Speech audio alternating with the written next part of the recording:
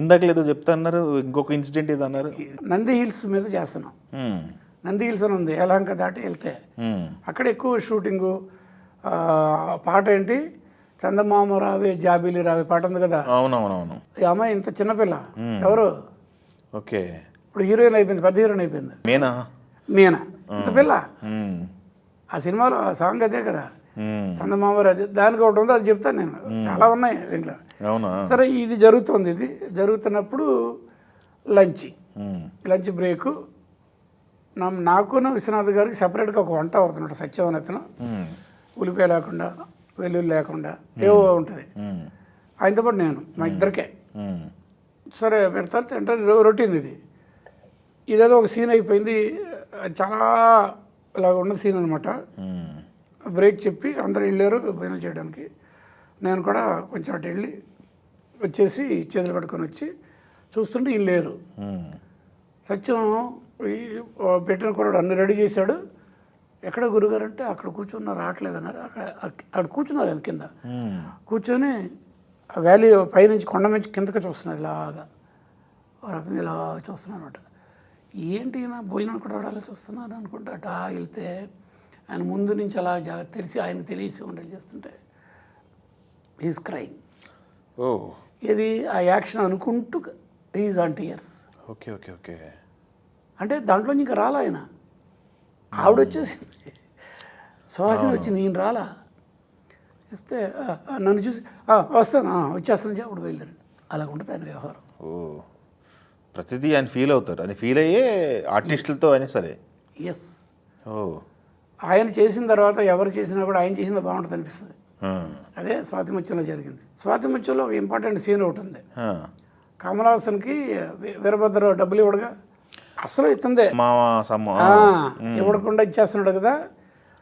అక్కడేదో గొడవ అవుద్ది, దేనికి అక్కడేదో కావాల్సి వస్తుంది రాధికాని పిల్లలకి. ఈడేమో కాదు, నువ్వు ఇప్పటిదాకా నేను మేపింది చాలేదా అంటుంటాడు కదా.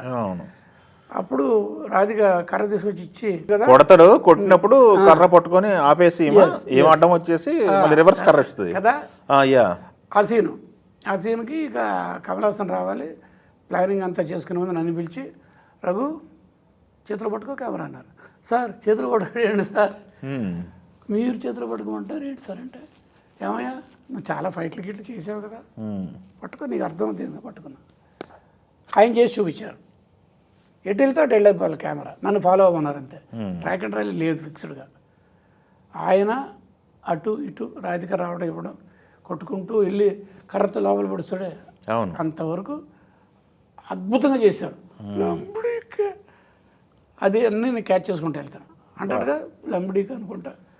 ఆ మేనేజ్ చేసుకుని డైలాగ్ చెప్పుకుంటూ కర్ర తీసుకొని వెళ్ళి చేసి ఇస్తే వెళ్ళి అంతా అది కట్. ఓకే, కమల్ హాసన్ వచ్చాడు, మళ్ళీ సేమ్ హ్యాండ్ హెల్డ్ ఎందుకు చెప్పాడు అనేది ఏంటంటే, ఇలాంటి సిచ్యువేషన్స్లో వాలటైల్ అంటాం మనం, అంటే స్టేబుల్గా ఉండకూడదు కెమెరా, అలా కొంచెం అలా ఉండాలన్నమాట.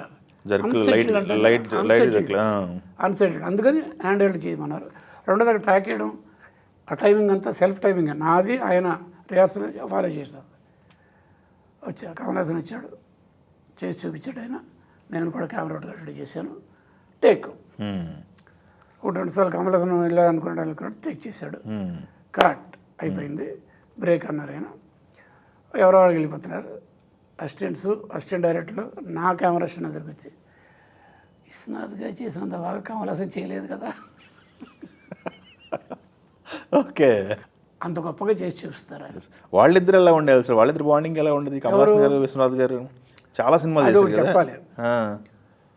విశ్వనాథ్ గారు అంటే విపరీతమైన గౌరవము కమల్ హాసన్కి. కమల్ హాసన్ అంటే విపరీతమైన ఎప్రిసియేషను విశ్వనాథ్ గారికి. ఇద్దరు ఉద్దండులే, ఎవరు తక్కువ కాదు. ఈయన డైరెక్టర్గా అలా అంతే. సెట్లో ఎలా ఉండేవాళ్ళు, ఏమని పిలుచుకునేవాళ్ళు అసలు వాళ్ళు? కమల్ అంటారు, ఈయన కమల్ అంటారా? అంటారు. సార్ అంటాం కదా మామూలుగా డైరెక్టర్ గారిని. ఇది ఎలా ఉంటుందంటే వీళ్ళది, ఈయన చేసి చూపిస్తారు.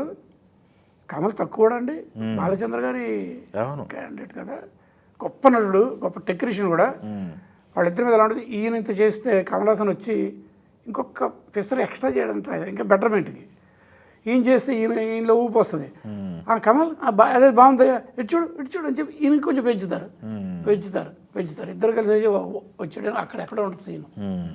అంత గొప్పగా చేస్తారు ఇద్దరు కలిస్తే. అంటే ఒకళ్ళు విపరీతమైన గౌరవము వర్క్కి వాళ్ళు ఇచ్చే ఇదనమాట. అంత ఇదిగా ఉంటుంది అనమాట.